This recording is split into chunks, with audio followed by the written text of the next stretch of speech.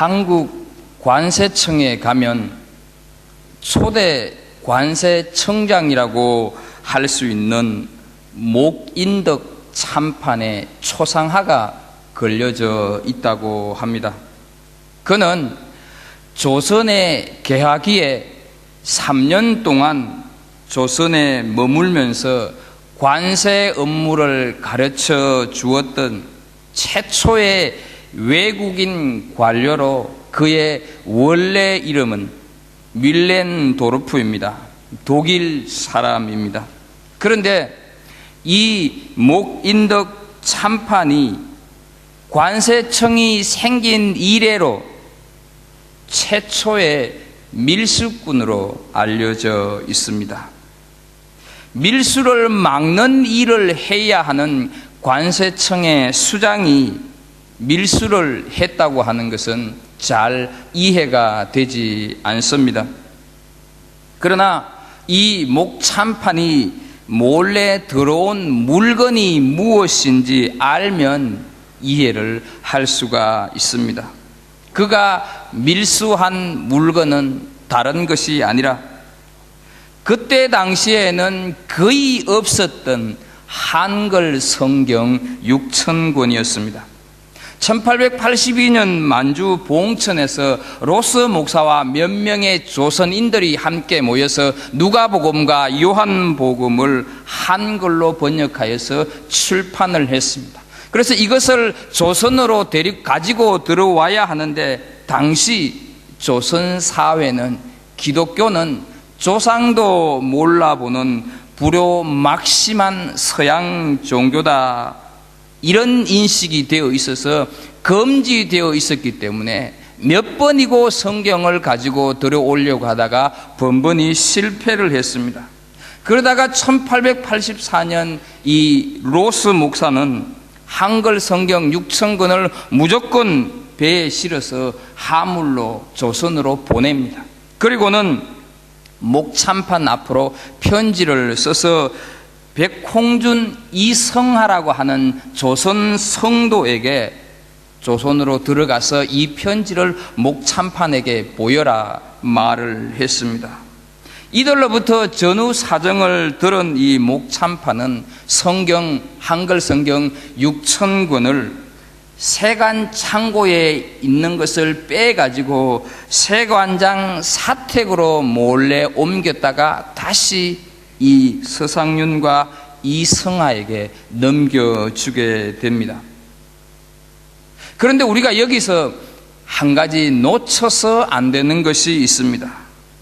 만약 이 일이 발각이 되면 서상윤과 이성하 이런 성도들 뿐만 아니라 목참판 자신도 살아남기가 어려운 목숨을 건 일이었다 하는 것입니다.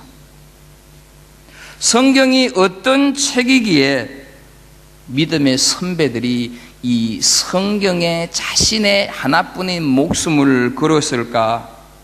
왜 이들은 생명을 건 그 위험함을 감수하면서도 성경을 조선 땅으로 가지고 들어왔을까?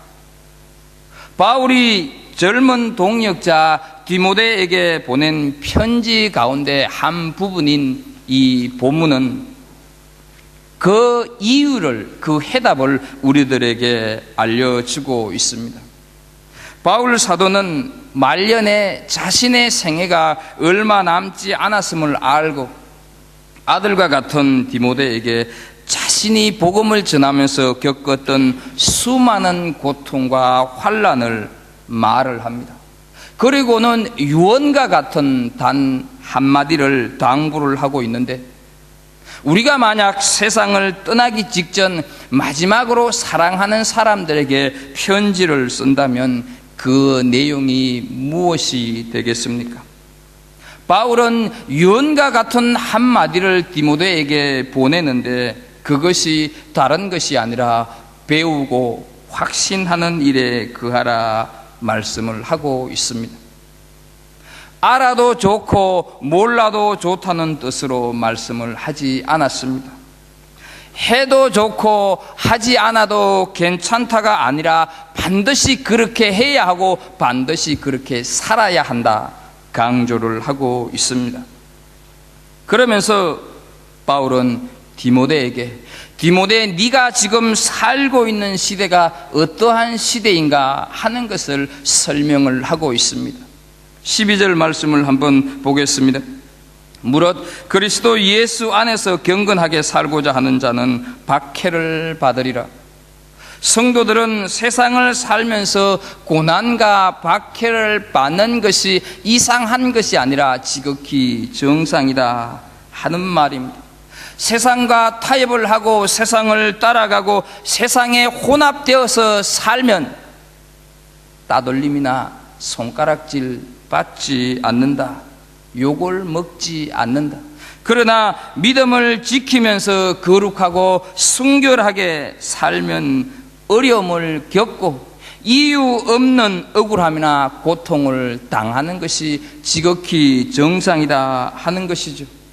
악한 사람들과 속이는 사람들은 더욱 악해져서 속이기도 한다는 것입니다.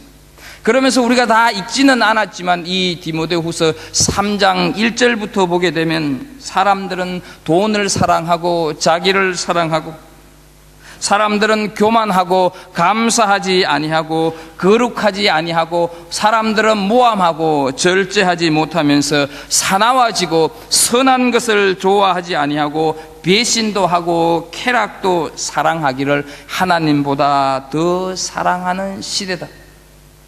그래서 경건의 모양은 있으나 경건의 능력은 부인하는 시대다. 디모데야, 너는 이런 시대, 이런 사람들로부터 돌아서라. 그리고 너는 하나님의 자녀답게 살아라. 거룩하고 경건하게 살아라. 타락하고 어려운 이 시대 속에서 그리스도인이라고 하는 사실 때문에 뜻하지 않는 많은 고통과 환난이 있을 것이다. 그러나 너는 한눈 팔지 말고 세상을 본받지 말고 세상과 타협하지 말고 배우고 확신하는 일에 거하라. 이렇게 말씀을 하고 있습니다. 나도 그런 환난을 수없이 당했지만 내가 그것을 극복할 수 있었던 것은 다른 것이 아니라 바로 말씀을 배우고 확신하는 일에 거했기 때문이다. 이렇게 말씀을 하고 있습니다.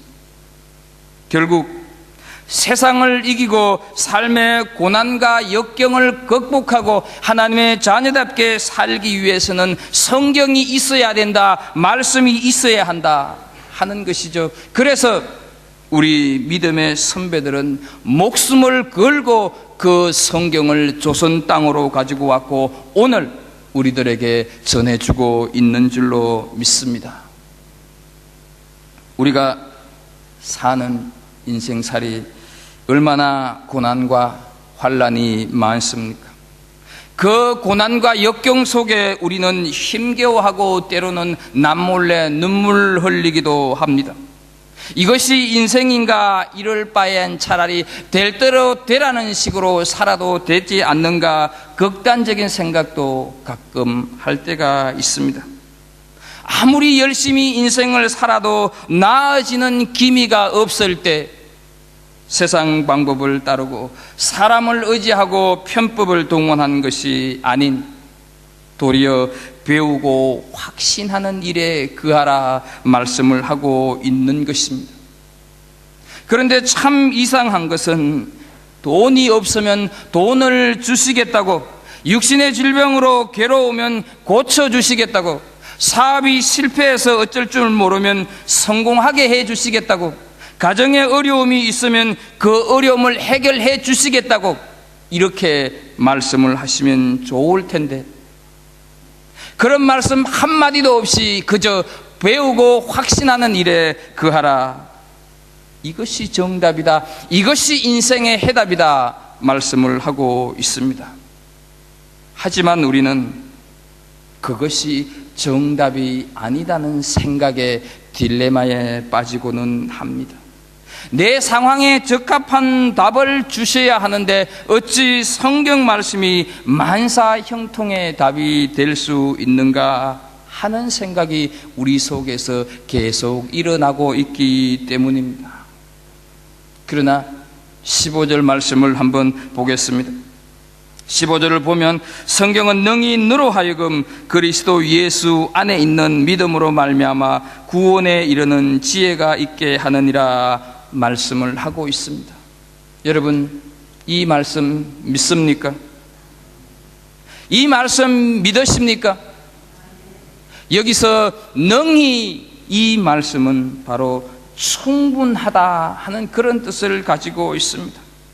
충분히 말씀은 질병에서 구원받게 할 수가 있고, 실패한 인생이 충분히 성공적인 인생으로 회복될 수가 있고, 절망의 밑바닥에 있다 할지라도 충분히 소망으로, 내가 한숨 지을 수밖에 없지만 충분히 찬양으로 구원하는 능력이 있다 하는 말씀입니다.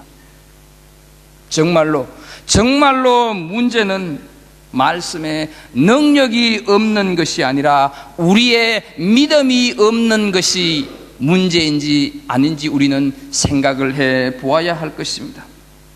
이것이 하나님의 말씀이다, 믿자, 따르자, 절대적으로 의지하자, 이 믿음이 없기 때문에 우리는 배우고 확신하는 일에 거하라, 이 하나님의 말씀을 내 인생의, 내 삶의 정답으로, 해답으로 받아들이지 못하고 있는 것입니다. 바울은 마지막이 될지도 모르는 하나님의 말씀을 디모데에게 보내면서 너는 배우고 확신하는 일에 거하라. 이 부패하고 타락한 세상에서 고난과 역경이 있다 할지라도 너는 충분히 극복할 수가 있다. 이 세상에 불의한 것을 가감히 거절하고 하나님의 자녀로서 바르게 살 수가 있다. 경건으로, 믿음으로 살아갈 수가 있다. 어떤 역경이 완다 할지라도 헤쳐나갈 수가 있다. 그렇게 살아가기 위해서는 첫째로 배우라, 이렇게 말씀을 하는 것입니다. 여러분, 무엇을 배우라는 말씀입니까? 처세술을 배우라, 세상에서 살아남을 방법을 배우고 인간의 심리가 이러하기 때문에 이럴 때는 저렇게, 저럴 때는 이렇게 대처하라, 이것을 연구하라고 하는 것이 아닙니다. 하나님의 말씀, 성경을 많이 배우라 말씀을 하고 있습니다. 오늘날 우리 그리스도인들의 문제는 성경과 멀어지고 말씀이 우리 그리스도인들의 삶을 지배하지 못하는 데 있는 것입니다. 수년, 수십 년을 예수 믿은 성도라 할지라도 자기 생각이, 자기 철학이 삶을 지배하고 있는 분도 계십니다. 여러분, 지금 내 삶을 무엇이 컨트롤하고 있습니까? 우리 스스로에게 물어보실 수 있기를 바랍니다. 정말로 하나님의 말씀이 내 삶을 다스리고 지배하고 있고 컨트롤하고 있는지, 아니면 세상의 그 어떤 것이 우리를 다스리고 있지는 않습니까? 우리 교회를 지배하고 다스리는 것이 무엇이 되어야 하겠습니까? 우리 교회의 현재와 미래가 무엇에 근거해서 움직여 나가야 한다고 생각하십니까? 하나님의 말씀인 줄로 믿습니다. 그래서 원래 우리 교회의 신앙표를 배우고 확신하는 일에 거하라 정했습니다. 말씀이 가라고 하면 가고, 말씀이 멈추라고 하면 멈추는 교회가 되기를 하나님은 원하십니다. 말씀이 지배하는 성도들이 되기를 주의 이름으로 축복합니다. 말씀이 충만하면 은혜가 충만해집니다. 은혜가 충만하면 사랑이 충만해집니다. 그래서 사랑이 없는 교회네 하는 것 다 사라지게 될 줄로 믿습니다. 그러나 말씀이 내 안에 들어있지 않으면 자동적으로 나오는 것은 험담이나 비판이 나옵니다. 말씀이 충만하지 않으면 세상의 관점, 사람의 관점에서 교회를 말합니다. 교회는 사람의 교회가 아닙니다. 교회는 하나님의 교회입니다. 때문에 하나님의 관점에서 교회를 보고 머리 대신 예수 그리스도를 앞세우면서 지체된 우리가 우리에게 주어진 분량대로 충성을 하는 것입니다. 그것을 잘 하기 위해서 말씀을 배우는 것입니다. 그런데 현대 교인들은 성경을 가까이 하지 않습니다. 아예 성경을 보지 않습니다. 어느 부흥사가 한 교회에 초청을 받아서 설교를 하게 되었습니다. 한참 설교를 하다가 앞에 있는 성도에게 여리고성을 누가 깨뜨렸습니까? 물었습니다.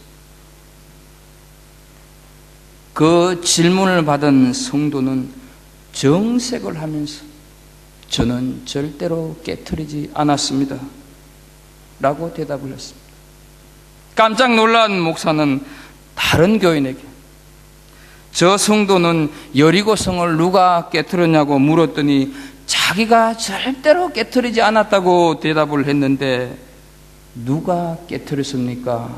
물었더니 이분이 대답을 합니다. 그 사람이 깨뜨리지 않았다고 한다면 절대 그 사람이 깬 것이 아닙니다. 그분을 믿을 수 있습니다 했습니다. 어이가 없는 목사님이 그 교회 다른 직분자에게 물었습니다. 어떻게 된 일입니까? 누가 여리고성을 깨뜨렸습니까? 물었더니 이 직분자는 대답을 합니다. 누가 깨뜨렸는가 걱정할 필요가 없습니다. 또 싸우면 될 것 아닙니까?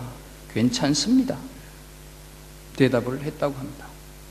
여러분, 웃을 수만 없는 풍자이지 않습니까?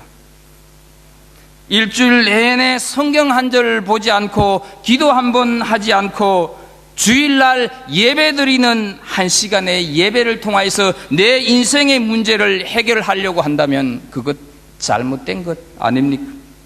일주일 내내 기도 한 번 하지 않고 말씀 한 번 보지 않다가 내 삶의 해답을 예배 드리는 그 한 시간을 통해서 다 해결하려고 한다고 하면 그거 교만한 것 아닙니까? 세상에서 말씀대로 살아보려고 애쓰고 몸부림치는 처절한 갈등과 고민 한 번 없이 주일 한 시간의 예배를 통하여서 내 인생의 갈등과 고민 정답을 찾으려고 한다고 하면 그것은 미신입니다. 그것은 도깨비 방망이에 불과합니다.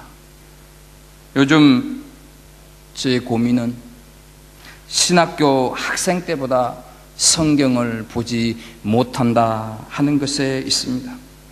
신학교 학교 선생님께서 목회 현장에 나가면 성경을 읽고 묵상할 시간이 없으니 학생 시절에 많이 읽어두라 이렇게 말을 했을 때 그때는 이해를 못했습니다. 그러나 요사이 와서 이해가 되고 있습니다. 우리 교회가 성경을 완독하면 주보에 싣고 서로 격려하고 도전받고 했었는데 어느 순간부터인가 설거머니 없어지고 말았습니다.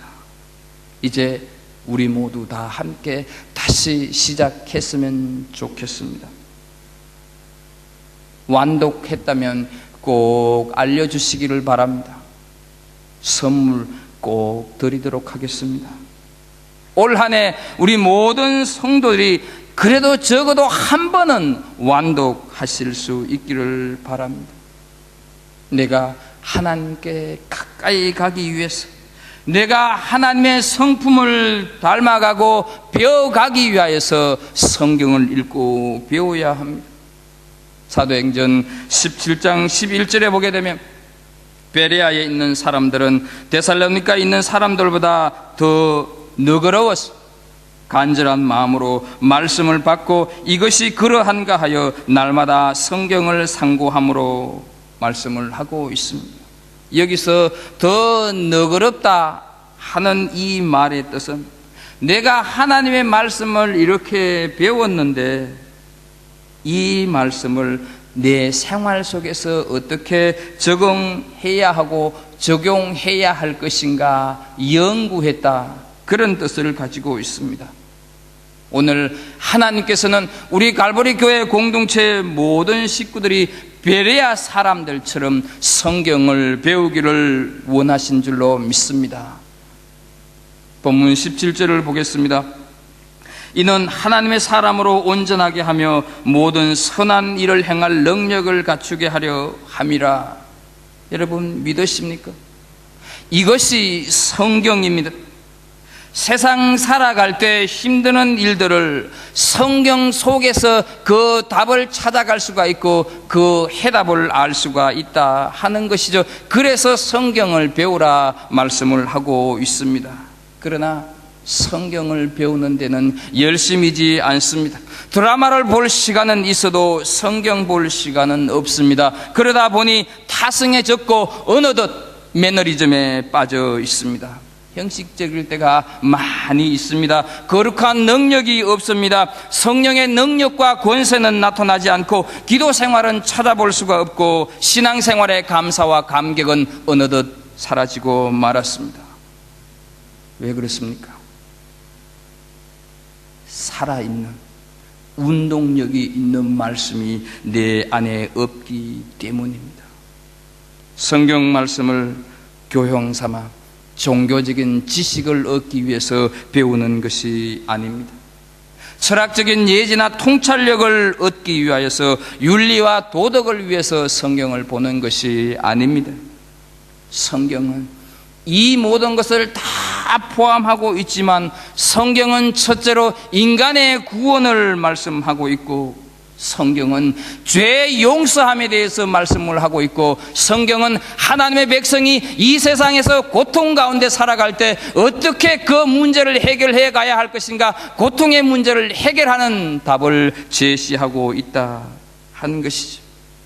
그래서 성경은 생명 그 자체, 성경은 우리 영의 양식인 줄로 믿습니다. 밥을 먹지 않으면 살 수 없듯이 내가 성경을 보지 않으면 내 영혼은 살아갈 힘이 없습니다. 내 영혼은 살아갈 능력을 가지지 못합니다. 그래서 하나님은 로마서 1장 17절에 이 복음은 모든 믿는 자에게 구원을 주시는 하나님의 능력이 됨이라 말씀을 하십니다. 여러분, 구원을 주시는 하나님의 능력, 이것은 꼭 내가 죄 용서함을 받아서 하나님의 자녀가 된다고 하는 그 구원만 말을 하는 것이 아닙니다. 내 삶 속에서 생겨나는 숱한 많은 어려움 속에서 내가 해방되고 구원될 수 있는, 내가 고침을 받을 수가 있는, 그 문제가 해결될 수 있는 길이 성경 속에 있다 하는 말씀입니다. 그래서 우리는 부지런히 성경을 읽어야 합니다. 하나님은 우리들에게 두 번째로 확신하라 말씀을 하고 있습니다. 현대를 가리켜서 공중에 매달린 거미와 같은 불확실성의 시대다 말을 하고 있습니다. 오만 것들이 많기는 많은데 거기에 확실한 것이 없다는 것입니다. 수많은 정보가 쏟아지고 있음에도 불구하고 온전한 것이 없다는 것입니다. 자기 사랑은 존재를 상실하게 만듭니다. 돈을 사랑하는 것은 가치를 상실하게 만드는 것이고 쾌락을 사랑하는 것은 목적을 상실하게 만드는 것입니다.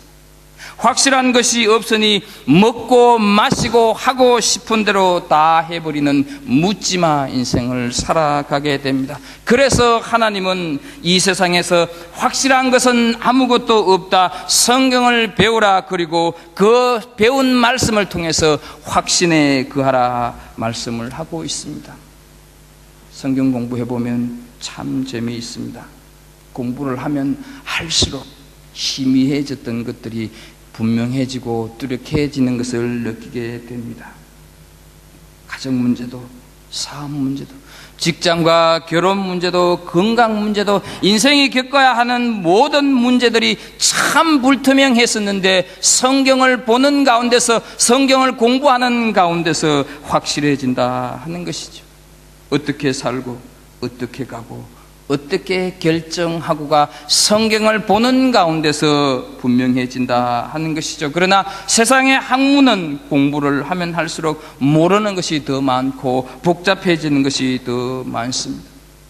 성경을 공부하면 눈이 밝아지고, 성경을 공부하면 귀가 열리고, 성경을 공부하게 되면 입이 열립니다. 성경을 공부하면 성령 충만해집니다. 성경을 공부하면 마음이 뜨거워집니다. 그래서 성경은 배우면 배울수록 로마서 8장 37절과 38절에서 내가 확신하노니 사망이나 생명이나 천사들이나 권세자들이나 현재일이나 장래일이나 능력이나 높음이나 깊음이나 다른 어떤 피조물이라도 우리를 우리 주 그리스도 예수 안에 있는 하나님의 사랑에서 끊을 수 없으리라 말씀을 합니다. 믿으십니까 여러분? 성경은 우리에게 삶의 확신을 줍니다.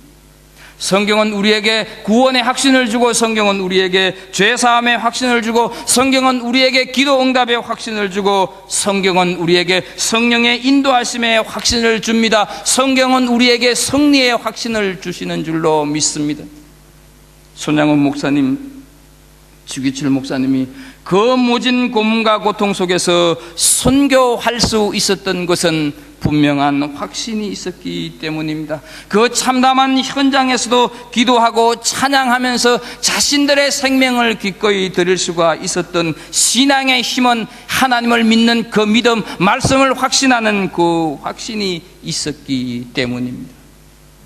죽으면 천국 간다, 생명을 걸고 믿는 확신이 있었기 때문입니다. 그래서 바울 사도는 살면 좋고 죽으면 더 좋고 죽으면 천국 간다고 하는 확신이 있었기 때문입니다.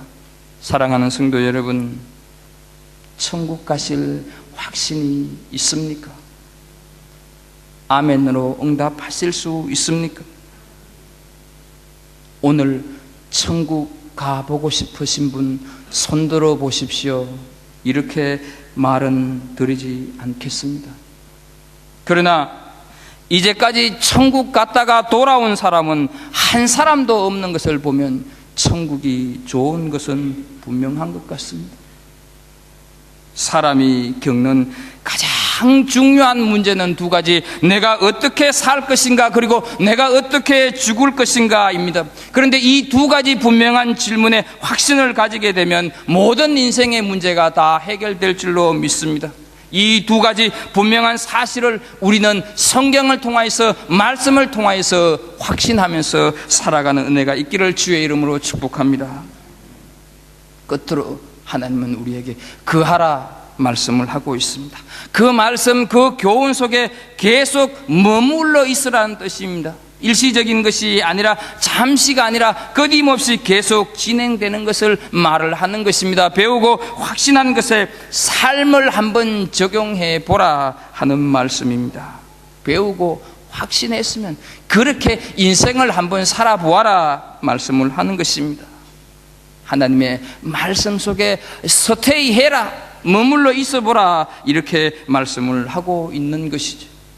우리는 예수 그리스도를 믿기에 말씀에 붙잡혀 살아가야 합니다. 어릴 때부터, 복중에 있을 때부터 죽을 때까지 하나님의 말씀에 따라 살아가야 하는 줄로 믿습니다. 새벽이나 저녁이나 잠잘 때까지 매일매일 계속적인 그 삶 속에서 말씀에 따라서, 말씀 속에서 살아가야 하는 줄로 믿습니다.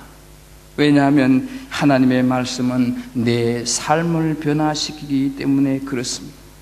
하나님의 말씀은 내 삶에 역사를 주시고, 하나님의 말씀은 내 삶에 필요한 은혜를 주시고, 하나님은 내 삶을 인도해 가시기 때문입니다. 사랑하는 성도 여러분, 우리는 말씀에 거하는 삶을 살아가기에 충분한 사람이 된 줄로 믿습니다. 그것을 한번 성경 속에서 실천해 가실 수 있기를 간절히 소원합니다. 내 안에 말씀이 있기 때문에 나는 오늘도 꿈을 가지고 이 힘든 현실을, 어려운 형편을 믿음으로 살아가 보리라고 하는 다짐을 하실 수 있기를 바랍니다. 내가 하나님의 말씀을 확신하기 때문에 나는 오늘도 다른 사람을 사랑하고, 나는 오늘도 다른 사람을 미워하지 않으며, 다른 사람을 위로하고 다른 사람을 격려하면서 살아갈 것이다. 나는 하나님의 말씀을 확신하기 때문에 세상과 결코 타협할 수가 없고, 세상에 섞여서 살아갈 수가 없고, 나는 하나님의 말씀 안에 거하기 때문에 다른 사람을 미워하거나 죄를 지을 수도 없다. 말씀 안에 거하기 때문에 나는 오늘도 순종하고 헌신하면서 충성해 갈 것이다. 이 새해에 한번 다짐해 보시지 않겠습니까? 나는 오늘도 말씀 안에 거하기 때문에 기쁘게 살아가야 하고 즐겁게 살아가야 한다. 고백해 보시지 않겠습니까?